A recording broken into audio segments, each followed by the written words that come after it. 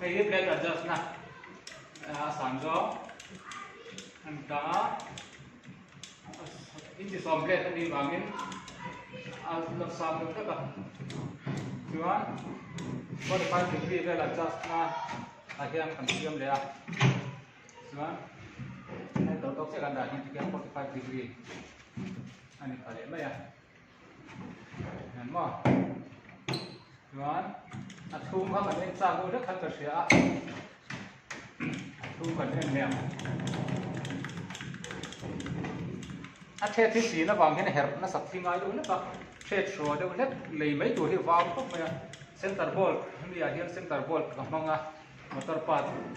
lorna mi do mai lei mai tu hi a wang ko mai the lian de let ani her po kal duok tu kha wang ani chuan a chung kha hi kon thea than lak mai thea a ri tlem lo ba chuan ai a thum om dan chu ni circular saw lian kan hmanga ta hian a beti ti saw lek kan hmanga a function dana kha ti hian ni mai ani hi poi mo khop mai ni tiam thì có poi mo khop mai a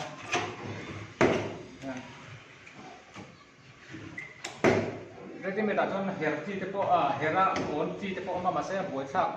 hẹp xuống ở đây mấy cái là tiếp tiếp buổi mấy thời gian hành xe mà này thì cho nó function là cá thì gian này hết thời gian bây giờ mà pha la xuống mà gian chỉ là cho nát cần đã chứ còn hẹp xuống hiện nay nó xấu quá